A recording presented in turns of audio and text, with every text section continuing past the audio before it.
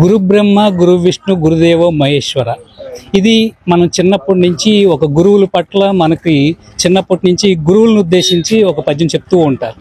అయితే ఈ శ్లోకం ఇప్పుడు రాను రాను కూడా గురువు అనేవాడు రావణ బ్రహ్మ కింద మారుతున్నటువంటి పరిస్థితులు అయితే నెలకొంటున్నాయి. శ్రీకాకుళం నేపథ్యంలో చూసుకుంటే ప్రభుత్వ పాఠశాలల్లో టీచర్లు అనేది కీచక పర్వాలలాగా మారారు. మొన్న కోటబొమ్మాలి మండలంలో ఒక టీచర్ దేహశుద్ధి చేస్తే ఈరోజు పెద్ద సానలో ఏకంగా 2 క్లాసుల పిల్లలైతే తమ గోడును విన్నవించుకుంటూ ఒక లెటర్ల రూపంలో అయితే రాసినటువంటి పరిస్థితి అయితే ఉంది. ఈ నేపథ్యంలో పెద్ద సానలో జరుగుతున్నటువంటి ఈ కీచక పర్వానికి సంబంధించి డిఈఓనే ప్రత్యక్షంగా హాజరైనటువంటి పరిస్థితి అయితే ఉంది. ఈరోజు డిఈఓ కృష్ణ చైతన్య గారు అయితే ప్రస్తుతానికి పెద్దసాన పాఠశాలలో ఉన్నారు. వారిని అడిగి ఈ అసలు నేపథ్యం ఏంటనేది తెలుసుకునే ప్రయత్నం అయితే చేద్దాం. సార్ నమస్తే. సార్, ఇప్పుడు ఈ పెద్దసానలో జరిగినటువంటి సన్నివేశం ఏంటి, అసలు ఏంటి సంఘటన? ఇది యూపీ స్కూల్ అండి. ఇక్కడ మాస్టర్లు, హెడ్ మాస్టర్ చాలా చక్కగా అతను వర్క్ చేస్తూ ఉన్నారు. అయితే ఈ పిల్లల మీద కాస్త ఆ టీచర్ ఏమో అసభ్యంగా ప్రవర్తించడం అనేది పిల్లలతో అనేది జరిగింది. దాన్ని ఆ పిల్లలు ఇన్నాళ్ళు భయపడుతూ చెప్పలేదని వాళ్ళు ఇప్పుడైతే ఏడుస్తూ చెప్పారు. నేను ఇప్పుడు ఆల్రెడీ వాళ్ళతో మాట్లాడాను. వాళ్ళు ఇచ్చిన ఆ పేపర్స్ కానీ వాళ్ళు చెప్తున్న మాటలు కానీ చూస్తూ ఉంటే మనసు చాలా ద్రవీభవించడం. మీరు ఇప్పుడే అన్నారు కదా గురు బ్రహ్మ గురు విష్ణు అని. మరి ఆ రావణాసురులుగా మారిపోతున్నారు, రావణ బ్రహ్మలుగా. రావణ బ్రహ్మ కూడా ఎంతో పెద్ద మంచి పేరు ఉన్నట్టుగా నేను అక్కడక్కడ వింటూ ఉంటాం.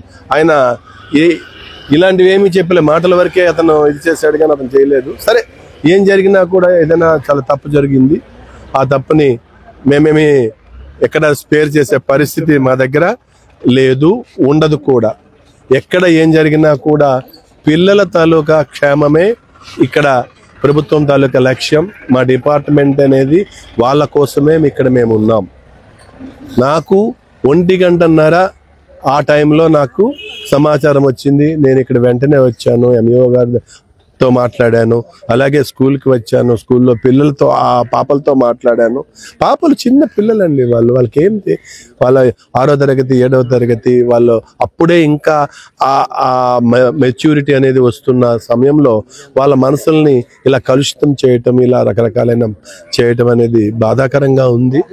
కాకపోతే ఇది మనుషుల్లో కూడా అక్కడక్కడ ఆ పర్సంటేజ్ ఎక్కడో 0.00 ఉంటుంది, అంతకన్నా ఎక్కువ లేదు. ఎందుకంటే మా దగ్గర 10,000 మంది ఉపాధ్యాయులు ఉన్నారండి.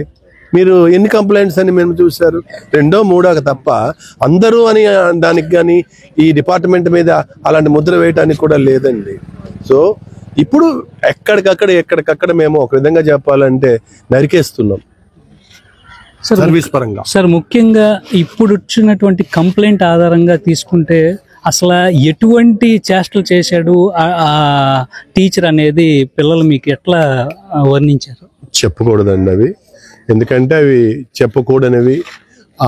ఆ జుగుప్సాకరమైన మా కార్యక్రమాలు పిల్లలు స్వయంగా వాళ్ళ ఆ మాటలు చెప్తూ ఉంటే బాధ అనిపించింది. ఇలా చేస్తున్నారు, మీకేం అవ్వదు తల్లి, మేము ఉన్నామురా అని చెప్పి వాళ్ళకి మనం ధైర్యం ఇవ్వాల్సిన పరిస్థితి వచ్చింది. అదేమీ జరగదండి, ఏమీ ప్రాబ్లం. అలాంటి అంటే కొన్ని మాటలు మనం టీవీ పరంగా మనం ఛానల్ పరంగా మాట్లాడకూడదేమో, కానీ రాక్షస మనస్తత్వం అంటారండి అది. అంత ఈ వయసులో ఈ పనుల్లో, అందులోనూ ఉపాధ్యాయ వృత్తి అంటే మీరు అన్నారు, అలాంటి గౌరవప్రదమైన వృత్తిలో ఇలాంటివి మనం అసలు ఏమాత్రం ఆమోదించకూడదు, ఆమోదించం కూడా. అదేవిధంగా ఇప్పుడు ప్రస్తుతానికి అంటే ఒకరు ఇద్దరైనా కంప్లైంట్ చేసింది, ఏకంగా క్లాసులు మొత్తం కంప్లైంట్ చేశారా ఆ ఉపాధ్యాయుడి పైన? దాదాపుగా ఎక్కువ మంది పిల్లలు డిఫరెంట్ క్లాసుల్లోంచి చాలా ఎక్కువ మంది పిల్లలే చేశారు. 7th క్లాస్ పిల్లలు చేస్తున్నారు, 8th క్లాస్ పిల్లలు చేస్తున్నారు, అలాగనే మామూలుగా 5th క్లాస్ పిల్లలు చేస్తున్నారు, అందరూ చేస్తున్నారు. కొన్ని ఒకరో ఇద్దరో ఏదో చేశారు అని అనడానికి కూడా లేదు. ఆ హెడ్ మాస్టర్ గారికి కూడా తెలిసిన వెంటనే ఆయన కూడా చాలా స్మార్ట్గానే యాక్ట్ చేశారు. వెంటనే ఎంఈఓ గారికి చెప్పారు, ఎంఈఓ గారు వెంటనే ఆయన కూడా చాలా స్మార్ట్గా, తులసిరావు గారు కూడా వెంటనే చెప్పారు. నాకు చెప్పిన వెంటనే నేను వచ్చేసాను. అయితే ఇప్పుడు ఈ కంప్లైంట్ల ఆధారంగా ఆ ఉపాధ్యాయుడి పట్ల ఎటువంటి యాక్షన్ మీరు తీసుకుంటున్నారు? ఆన్ ది స్పాట్ ఏమన్నా యాక్షన్ తీసుకుంటున్నారా, లేకపోతే ఇంకేమన్నా పై అధికారులతో సమన్వయం చేసి ఏమన్నా చేస్తారా? వేచి చూడండి, నా సమాధానం అదే. వేచి చూడండి, కొంత సమయం వేచి చూడండి. ఇది నిన్నటికి నిన్న శాసన మండలిలో అయితే విద్యాశాఖ పట్ల సుదీర్ఘమైనటువంటి చర్చ అనేది జరిగింది. అందుట్లోనూ మహిళా సాధికారత అంటూ కూడా మన గవర్నమెంట్ అయితే ప్రత్యేక దృష్టి పెట్టింది. అయితే ఇప్పుడున్నటువంటి ఈ పరిస్థితిని మనం చూసుకుంటే ఏకంగా యూపీ స్కూల్లోనే ఎంత జుగుప్సాకరమైనటువంటి పరిస్థితులు నెలకొంటే ప్రభుత్వాలు ఏ రకంగా ఇట్లాంటి ఉపాధ్యాయులపైన చర్యలు తీసుకుంటారని మీరు అనుకుంటున్నారు? ప్రస్తుతం అయితే నేను ఒక గంట పదంగా చెప్పగలనండి. మా మంత్రివర్యులు ఇంకా ఆ విషయంలో ఎక్కడా రాజీ అనేది లేదండి. ఎందుకంటే నేను డిఈఓగా నాకు చాలా అనుభవం ఉంది. నేను విద్యాశాఖలోనే దాదాపుగా 40 సంవత్సరాలు బట్టి నేను ఉన్నానండి. నేను ఇప్పుడున్న మేము ఇంత స్వేచ్ఛ నేను ఎప్పుడూ అనుభవించలేదండి. అంత స్వేచ్ఛగా మేము వర్క్ చేయగలుగుతున్నాం. దానికి మేము నిజంగా రుణపడి ఉన్నాం కూడా. మా శాఖకి మేము రుణపడి ఉన్నాం. అయితే ఇక్కడికి వచ్చినప్పటికీ మీరు అన్నదాంతో నేను ఏకీపించలేకపోతున్నాను. రకరకాలైన ప్రయత్నాలు జరుగుతున్నాయి సార్. ఒక మారుమూల ఎక్కడో జరుగుతున్నది ఎవరికి తెలుస్తుంది సార్? యాక్చువల్గా నాకే డిఓకే నాకు సమాచారం రాలేని పక్షంలో అంత ఉన్నతగా దీనిలో ఎలా జరుగుతుంది సార్? ఇక్కడ దీని మీద యాక్షన్ వల్ల ఏమవుతుందంటే అది అందరికీ ఒక రకంగా మంచి ఒక దీనిలో వెళ్తుంది. దీని నుంచి రేపు నెక్స్ట్ ఇంకొకరు ఇలాంటి పనులు చేయకుండా చేసే ప్రయత్నంలో మనం ఉంటాం. అంతే తప్ప అక్కడెక్కడ అందులో మీకు ఇందాక చెప్పాను, పర్సంటేజ్ అనేది 0.00 అండి. అంత మరీ అందరూ అనే పరిస్థితి లేదు. కాకపోతే మీరు అన్నది ఇంకోటి కూడా నేను ఒప్పుకుంటున్నాను, కప్పేస్తున్నారు. అది పబ్లిక్, మరి వాళ్ళు కప్పేస్తుంటే మనం ఏం చేయగలుగుతాం? మా వరకు వచ్చింది మేము తీసుకోలేదు అని అనుకుంటే అది మా చేతకానితనంగా మేము చెబుతాం. అలాంటి చేతకానితనం అనేది ఎప్పుడు జరగదు. ఆ ఉపాధ్యాయుడు ప్రస్తుతానికి ఏ స్టడీస్ చెప్తూ ఉన్నారు పిల్లలకి? 2 సబ్జెక్టులు ఇక్కడ చెప్తూ ఉన్నారు సార్. ఏ సబ్జెక్ట్ చెప్తున్నారు, ఏం చెప్పడం అని కాదు. అక్కడ ఇది 2 క్లాసులకి ఆయన క్లాస్కే వర్క్ చేస్తూ ఉన్నారు. సబ్జెక్ట్ గురించి ఇక్కడ మనం మాట్లాడటానికి లేదు సార్. సబ్జెక్ట్ కాదు ఇక్కడ.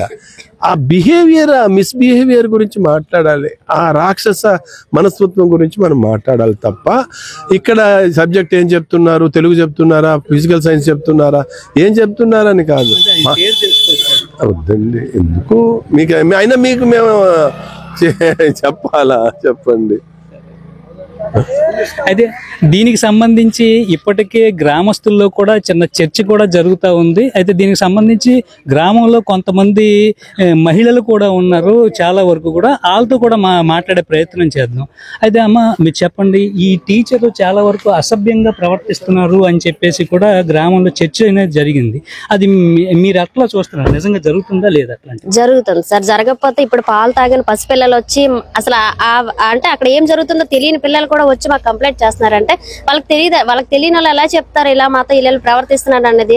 వాళ్ళకి జరిగింది కాబట్టి మాకు వచ్చి చెప్పడం, మాకు వచ్చి చెప్పిన తర్వాత స్కూల్కి వచ్చి మేము అడగడం, తర్వాత పై అధికారులకు కంప్లైంట్ చేయడం, అవన్నీ జరిగాయి సార్. అలాగే ఎంతమంది స్టూడెంట్స్ కంప్లైంట్ చేసి ఉంటారు? మొత్తం 4 క్లాసులు సార్. అంటే 2 క్లాసులు 7th 8th పేపర్ రాసి ఇచ్చారు. వెళ్ళి మన ఎంఈ గారు వాళ్ళందరూ వెళ్ళి అడిగారు. క్లాసులకి వెళ్ళి అడిగితే 4 క్లాసులు మొత్తం చెప్పారు, పలానా జరుగుతుంది, పలానా చేస్తున్నారని. అంటే దీనికి సంబంధించి తల్లిదండ్రులతో ఏమైనా పిల్లలు చర్చించిన అవకాశం? సార్ ఎవరు మాట్లాడలేదు. అంటే ఇక్కడికి వచ్చేసరికి పల్లెటూరు అవడం వల్ల పిల్లలు వచ్చి చెప్తే ఏమవుతుందంటే పేరెంట్స్ టీచర్స్ ఎవరు కొట్టుకుంటారో తిట్టుకుంటారో ఏంటని చెప్పేసి వాళ్ళు భయపడుతూ ఎవరికి ఏమీ చెప్పలేదు. తర్వాత వచ్చింది ఇక్కడ ఏంటంటే ఈ స్కూల్ ఆల్రెడీ ఆ టీచర్ వెళ్ళిపోతారు, మేము కూడా వెళ్ళిపోతాం. ఇంకా ఈ స్కూల్లో ఉండం కదా, ఫేర్వెల్ డే ఉంది, అయిపోయిన తర్వాత ఆ కంప్లైంట్ బయట పెట్టండి సార్ అని చెప్పి సార్కి చెప్పి కంప్లైంట్ ఇవ్వడం జరిగింది. లేదంటే వాళ్ళు వెళ్ళకపోతే ఆ కంప్లైంట్ ఇప్పుడు కూడా జరగదు. ఆల్రెడీ 2 సంవత్సరాలు జరుగుతుంది ఇదే వేతనాలకి. ఆ టీచర్ ఏం చెప్తూ ఉంటారు అమ్మాయి? మాకు తెలుసు. అది దీని పట్ల ఎటువంటి యాక్షన్ తీసుకోవాలని మీరు ప్రభుత్వాన్ని వేడుకుంటున్నారు ఇట్లాంటి టీచర్ల పైన? ఈ విషయం ఈయనకి కొత్త కాదు సార్. ఆల్రెడీ ఒకసారి ఒక స్కూల్లో సస్పెన్స్ అయ్యారు. ఇంతకు ముందు స్కూల్లో కూడా 2-3 దగ్గర ఆయన చేసిన దగ్గర 10 దగ్గర ఇలాంటి ఎలిగేషన్స్ ఉన్నాయి. కొన్ని బయటకు వచ్చాయి, కొన్ని అలాగా మాది పెద్ద మనుషులు మబ్బీ చేసిన ఉన్నాయి. ఒక స్కూల్లో ఆల్రెడీ సస్పెన్స్ అయిన తర్వాత ఇక్కడికి వచ్చారు. అయితే ఎటువంటి చర్యలు తీసుకుంటే బాగుంటుంది? ఎట్లాంటి ఉపాధ్యాయుల పట్ల ఏ స్కూల్ కి పంపించకూడదు సార్ ఆయన్ని, పూర్తిగా అసలు వాళ్ళ విధుల నుంచి పూర్తిగా ఆయన ఆపేయాలి. ఏ స్కూల్ కి పంపించకూడదు. అలాంటి ఈ రోజు ఆ పిల్లలు కూడా వాళ్ళు ఇచ్చిన కంప్లైంట్ మీద రాస్తున్నారు. ఏంటంటే ఇప్పుడు మేము తప్ప తర్వాత మా చెల్లెళ్ళు వస్తారు, లేకపోతే ఇక్కడ నుంచి సస్పెండ్ చేసిన ఇంకో దగ్గరికి వెళ్తారు, అక్కడ కూడా ఇదే కదా జరుగుతుంది అని చెప్పేసి పిల్లలు చెప్తున్నారు సార్. ఈ పెద్దసానలో జరిగినటువంటి ఈ ఉదంతానికి సంబంధించి ఆ హెచ్ఎం అయితే మన వద్ద ఉన్నారు. ఆ హెచ్ఎంని అసలు ప్రాథమికంగా ఆయనకు వచ్చినటువంటి ఫిర్యాదులు ఏ రకంగా వచ్చినాయి, ఆయన ఏ రకంగా ఆ ఉపాధ్యాయుని పట్ల ఆయన ఏ రకంగా చర్యలు తీసుకున్నారు అనేది ఆయన మాటలని అడిగి తెలుసుకునే ప్రయత్నం అయితే చేద్దాం. సార్ నమస్తే అండి. అసలు ఈ బాలబాలికల పైన ఇట్లాంటి దుశ్చర్యలకు పడినటువంటి ఈ ఉపాధ్యాయుని ఉదంతం మీకు ఎట్లా తెలిసింది? అసలు ఏంటి బాలబాలికలు ఏమన్నా మీతో చర్చించే ఏమన్నా చెప్పారా? ఇక్కడ వాస్తవంగా గత 2 ఏళ్ళుగా నేను ఇక్కడ ప్రధానోపాధ్యాయుడిగా పనిచేస్తూ ఉన్నాను. మరి నాకు ఇంతవరకు అయితే విషయం నిన్నటి దాకా నాకు తెలియలేదు. నిన్నను విద్యార్థులు వచ్చి మరి రాతపూర్వకంగా ఒక లెటర్ ఇవ్వడంతో నేను చాలా మనస్తాపానికి గురై, తప్పు మా వైపు ఉన్నా ఎవరి వైపు ఉన్నా నిజాలు నిగ్గుతేయాలనే ఉద్దేశంతోనే నేను ఇచ్చంగా ఏం చేయాలో చేశాను. పేరెంట్స్కి చెప్పాల్సినట్టు కమిటీకి చెప్పాల్సిన విషయం చెప్పాను. అలాగే నా పై అధికారులకి ఈ విషయం తెలియజేయాలని చెప్పాను. వెంటనే ఆయన కూడా ఎంఈఓ గారు కూడా గౌరవ ఎంఈఓ గారు కూడా యాక్టివ్గా స్పందించి తక్షణమే పాఠశాలకు వచ్చి ఎంక్వైరీ చేశారు. అందరి సమక్షంలో ఇటు పేరెంట్ కమిటీ కానివ్వండి, గ్రామ పెద్దలు కానివ్వండి, ప్రధానోపాధ్యాయులు కానివ్వండి, ఉపాధ్యాయులు కానివ్వండి, విద్యార్థులు అందరి సమక్షంలో, నేరాభియోగం మోబ్బని వ్యక్తి సమక్షంలో, నేరం ఆరోపణ చేసిన పిల్లల సమక్షంలో ఆయన ఎంక్వైరీ చేయడం జరిగింది. ఆ ఎంక్వైరీలో వచ్చినటువంటి నిజాలు బట్టి నేను తగిన చర్య తీసుకోవాల్సిందిగా మండల విద్యాశాఖాధికారి వారికి రిపోర్ట్ ఇవ్వడం జరిగింది. అదేవిధంగా మండల విద్యాశాఖాధికారి వారు కూడా వెంటనే స్పందించి గౌరవ ఉప విద్యాశాఖాధికారి వారిని, అలాగే గౌరవ జిల్లా విద్యాశాఖాధికారి వారిని పాఠశాలకి సాయంత్రం 5 గంటల సమయంలో తీసుకుని వచ్చి నాకు ఫోన్ చేసిన వెంటనే నేను అక్కడే ఉన్నాను, ఇంకా ఇంటికి కూడా వెళ్ళలేదు. నా కుమారుడు కూడా అక్కడే ఉన్నాడు, ఆకలితో అలంబిస్తున్నా కూడా ఇంటికి వెళ్ళలేదు. అయితే మరి డిఓ గారు అంత పెద్ద అధికారి వచ్చినప్పుడు నేను వెళ్ళిపోలేను కదా, కాబట్టి అక్కడ ఉండి జరిగిన విషయం ఏంటి చెప్పాము. మళ్ళీ డిఓ గారి సమక్షంలో కూడా ఎంక్వైరీ జరిగింది. సదరు ఉపాధ్యాయులు కూడా ఉన్నారు. నిజాలు ఆ భగవంతుడు తెలుసు, అధికారులకు తెలుసు, పిల్లలకు తెలుసు, పేరెంట్స్కి తెలుసు. నాకే ఇంతవరకు తెలియలేదు. అదే నా బాధ అంతా కూడా. 2 ఏళ్ళు ప్రధానోపాధ్యాయులు పనిచేసి ఒక్కరోజు కూడా నాకు చెప్పలేదు. చెప్పుంటే ఇంతవరకు రాదేమో నేను బాధపడే ప్రధాన కారణం అదే. మరి తగిన చర్యలు తీసుకోవాలని నిజమేదైతే ఉంటుంది. నా ఉపాధ్యాయులని చెప్పి నేను అగ్గేసుకొని నా అగ్గిని వదిలేసుకోవట్లేదు. అలాగే పిల్లల పట్ల కూడా నాకు అంతే. ఒక పాఠశాల ఇచ్చామంటే ఒక కస్టోడియన్ పాత్ర అది. ఒక కస్టోడియన్గా నేనేం చేయాలి అది చేశాను. ఆ న్యాయాలు బట్టి జరగవలసిన పని జరుగుతుందని ఆశిస్తూ ఉన్నాను. అంతకుమించి నేను చెప్పాను. అయితే అలా కాదు, ఇప్పుడు కనీసం ఒకళ్ళు ఇద్దరు అయితే వాస్తవంగా వాళ్ళ తల్లిదండ్రులకి చర్చిస్తారు, నాకు ఇట్లా బిహేవ్ చేశారని. ఏకకాలంలో కనీసం 3 తరగతుల విద్యార్థులు అయితే ఒకే వ్యక్తికి పైన ఫిర్యాదు చేయడం అనేది చాలా చర్చనీయాంశంగా మారింది. నిజంగా ఒకే ఉపాధ్యాయుడి పైన ఇట్లాంటి ఫిర్యాదు అనేది ఇదే తొలిసారి. అసలు గతంలో కూడా ఇదే ఉపాధ్యాయుడి పైన సస్పెన్షన్ వేటు కూడా ఇదే తరహాలో ఉందని విన్నాము. అది ఎంతవరకు వాస్తవం అంటారు? యాజ్ ఏ హెడ్ మాస్టర్గా గతంలో ఏం జరిగిందనేది నాకు తెలియదండి. ఎందుకంటే ఎస్ఆర్ కస్టోడియన్ నేను కాదు. మండల ఎడ్యుకేషన్ ఆఫీసర్ దగ్గర ఎస్ఆర్ ఉంటుంది. ఆ ఎస్ఆర్లో ఏముందో నేను చూడలేదు. బట్ ఈ ఇష్యూ జరిగిన తర్వాత మాత్రం ఆ విషయాలన్నీ బయటకు వచ్చాయి. గతంలో ఇలా జరిగిందని, తను పనిచేసిన దగ్గర ఇలా కంప్లైంట్స్ వచ్చాయని తెలిసింది. కానీ ఒకటి మాత్రం వాస్తవం, నేను ఉన్నప్పుడు రోజులలో నేను హార్డ్లీ ఈ సంవత్సరం 12 సెలవులు వాడాను, 10 సెలవులు ఫ్రీగా విడిచిపెట్టాను.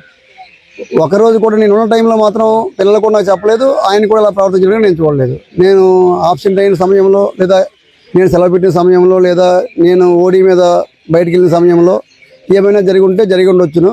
జరగలేదని చెప్పి కూడా నేను చెప్పలేను. జరిగిందని కూడా మరి విచారణ అంతా తేలింది కాబట్టి నిజాలు నిర్భయంగా బయటకు వచ్చినాక నేను దాచేదేముంది, మీరు దాచేదేముంది, ఎవరు చేసేదేం లేదు. జరగాల్సిందంతా జరుగుతుంది. అది సార్. అదే పిల్లలు దైవ సమానులుగా భావిస్తారు. నెక్స్ట్ ఆడపిల్లలు అందుట్లోనూ సిగ్గు విడిచి ఏది చెప్పరు. చెప్పారు అంటే దానిలో నిజాలు ఎంతో కొంత ఉండాలి. అయితే భయపడుతూ ఇంతకాలం దాచారంటే దీన్ని ఏమనుకోవాలి? అంటే అండ్ గురువుల పట్ల భయమా, లేకపోతే ఏమన్నా చెప్తారా అనే ఏమన్నా ఇదై ఉంటుందా అని మీ కావచ్చు. మీరు మంచి క్వశ్చన్ వేశారు. ఏదో గురు బ్రహ్మ గురు విష్ణు ఇంకేదో తర్వాత రావణ బ్రహ్మ ఏదో మా డిఓ గారు కూడా అన్నగారు నేను విన్నాను. ఆ టైంలో నేను వేరే వ్యాపకంలో ఉన్నానండి. అంటే వేరే మా వ్యక్తితో మా ఇంటెలిజెన్స్ వాళ్ళతో మాట్లాడుతూ ఉన్నాను. కానీ మరి అందరూ అయితే ఆ ఘాటిని కట్టొద్దు సార్. దయచేసి మీ అందరికీ కూడా, సమాజానికి, ఈ గ్రామస్తులకి, విలేకరులకి, పాత్రికేయ మిత్రులకి, అధికారులకి కూడా నేను హృదయపూర్వకంగా కోరేది ఏంటంటే అందరినీ ఒకే ఘాటిని కట్టొద్దు. పులిని పిల్లిని ఒక ఘాటిని కట్టడం అనేది సమాజం మానుకోవాలి. ముందు సమాజంలో భాగస్వామైనటువంటి ఉపాధ్యాయులు కానీ, అధికారులు కానీ, పాత్రికేయ మిత్రులు అందరూ కూడా తమ విచక్షణ జ్ఞానం ప్రకారం ప్రవర్తించాలని చెప్పి నేనైతే మిమ్మల్ని రిక్వెస్ట్ చేస్తా ఉన్నాను. వాస్తవానికి యాజ్ అ కస్టోడియన్గా మీరు ఈ స్కూల్కి ఒక కస్టోడియన్గా మీకు భావిస్తే, ఏ ఉపాధ్యాయుడైనా సరే తప్పు చేస్తే మేజర్ ఇంపాక్ట్ అనేది హెచ్ఎం రూపం మీద పడుతుందా లేదా? సో మరి దాన్ని మనం ఏం చేయాలి అంటే, ఒక చెట్టులో ఒక భాగం కుళ్ళిపోతే ఆ చెట్టుదే అని చెప్తాము. మరి దీన్ని మరి ఏ విధంగా చూస్తున్నాం? మనకి షుగర్ వచ్చి షుగర్ మొత్తానికి ఏమంటారు ఇన్ఫెక్షన్ అయిపోయింది అనుకోండి, ఏం చేస్తాం? కాలు తీస్తాం. అంతేగాని మొత్తం ప్రాణం తీసుకోం కదండి. ఇది కూడా అంతే సరి జరుగుతుందండి, అంతే. ఇది ప్రస్తుతానికి ఉన్నటువంటి శ్రీకాకుళం జిల్లాలో పెద్దసాన పాఠశాలలో జరిగినటువంటి ఉదంతం. 7, 6, 8 తరగతుల బాలబాలికలు అయితే చాలా రోధిస్తున్నటువంటి పరిస్థితి అయితే ఈరోజు చూసుకోవచ్చు. ఎందుకంటే చెప్పలేనటువంటి సంఘటనలు ఆ ఉపాధ్యాయుడు చేసి అసభ్య రీతిలో ప్రవర్తిస్తూ కూడా బాలబాలికలను భయపెట్టినటువంటి పరిస్థితి అయితే చోటు చేసుకుంది. అయితే ఈ పిల్లలు కూడా భయపడుతూనే కొంతవరకు కూడా పేరెంట్స్కి కూడా చెప్పలేక ఈరోజు ఫేర్వెల్ డే అని చెప్పేసి ఒక లెటర్ రాసి డిఈఓకి అయితే సబ్మిట్ చేసినటువంటి పరిస్థితి అయితే ఉంది. డిఈఓ స్వతహాగా వచ్చి పరిశీలించిన తర్వాత ఆయన ఒక అధ్యయనంకి వచ్చారు. ఇది నిజంగానే జరిగింది, అయితే దీనిపైన యాక్షన్ తీసుకుంటాము, అయితే ఇతన్ని కాపాడేందుకు కూడా రాజకీయ ఒత్తిళ్లు కూడా దీనిలో ఉన్నాయి అంటూ కూడా ఆయన పరోక్షంగా చెప్తున్నారు.